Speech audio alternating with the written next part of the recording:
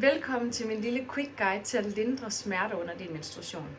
I dag giver jeg dig altså 3 punkter, du kan massere, når du har menstruation, for at lindre og smerter og ubehag ved det her.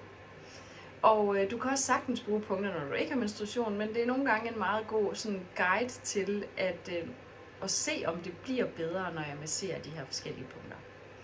Det vi skal bruge, når vi har menstruation, det er, at der er en god energi nedad. Vi har brug for at få tømt livmoderen. Vi har brug for, at den arbejder og har de bedste arbejdsbetingelser nedadgående. Og derfor vil jeg give dig nogle punkter i dag, som arbejder med den nedadgående energi. Det første punkt, jeg godt kunne tænke mig at introducere dig for, det hedder Mild 4.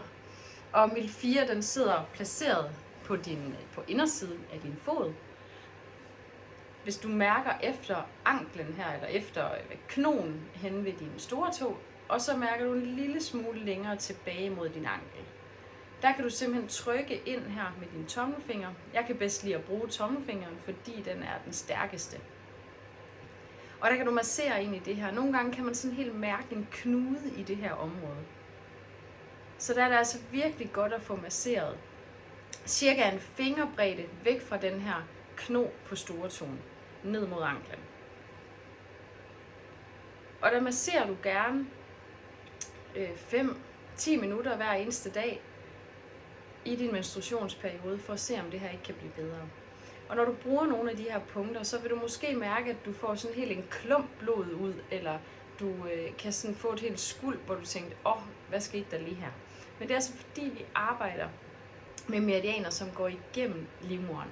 Miltmeridianen starter hernede på storetåen, og så fortsætter den simpelthen hele vejen op af benet, op og ender heroppe i brystkassen. Den er rigtig god til næringsoptagelsen, og det er også en af de ting, vi arbejder rigtig meget med, når man har smerter under sin menstruation. At man egentlig skal sørge for at spise ordentligt, for at få et godt flow også. Så derfor er miltmeridianen en af de punkter, som jeg har med i dag. Det næste punkt, jeg godt kunne tænke mig at introducere dig for, det er nyre 5.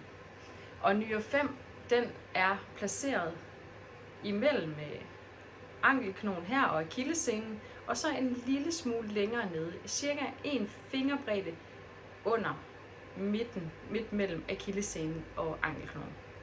Du kommer lige herned på det hårde område på din hæl, og der kan du altså være vanvittig øm.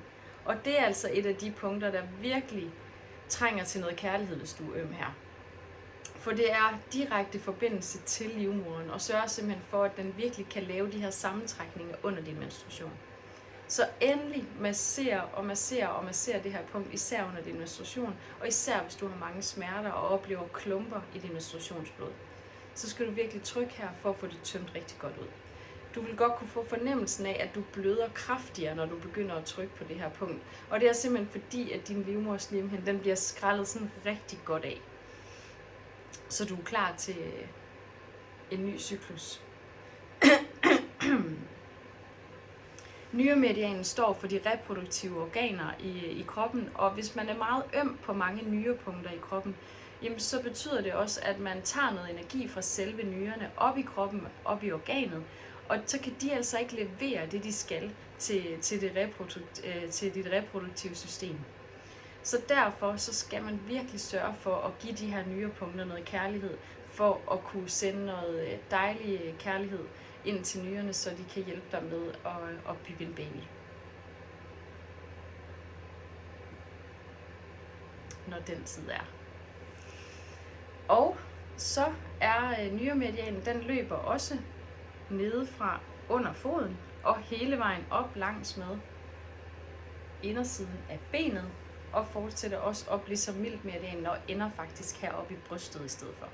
Så de har altså den samme energi, de går hele vejen igennem livmoderen, og derfor så er det tit punkter langt væk fra livmoderen, som hjælper allerbedst på livmoderen. Og det kan jo virke en lille smule underligt, men sådan er det i kinesisk medicin.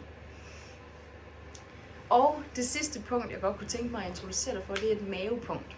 Og det her mavepunkt, det er simpelthen placeret, hvis du finder dit kønsben, du mærker lige på dit kønsben, midten af det, den ligger midt mellem navlen, og så lige midten af kønsbenet. Så en lige linje fra navlen og ned.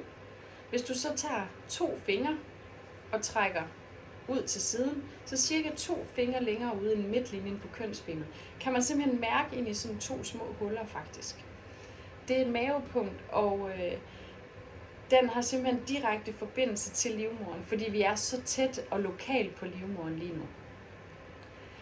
Så virkelig god idé at få masseret og trykket ind i det her, for at fjerne lokale spændinger også omkring livmoderen, for at give livmoderen de her bedste arbejdsbetingelser, som den skal have for at kunne både presse den her livmoderslimhinde ud, men simpelthen også, når du engang vil have en baby, og skulle kunne hjælpe de her sædceller op i æggeloven.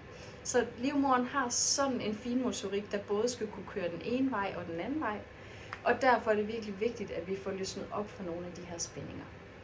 Så det er ikke normalt at have smerter under din menstruation, eller jo, det vil sige, det er normalt, men det er ikke optimalt, hverken for din fertilitet eller for din livskvalitet. Så oplever du smerter i forbindelse med din menstruation, så er det altså bare at gå i krig med de her punkter. Og massere gerne sådan måske 10 minutter og et kvarter fordelt på de her 3 punkter i løbet af dagen. Så det er altså 5 minutters kærlighed til hver af de her punkter. Et mavepunkt, et nyrepunkt og et mildpunkt. Og så glæder jeg mig til at høre, hvad du synes, du fik ud af det. Fordi jeg er helt sikker på, at er du øm her, så er det fordi din krop har brug for lidt ekstra kærlighed. Tak fordi du lyttede med.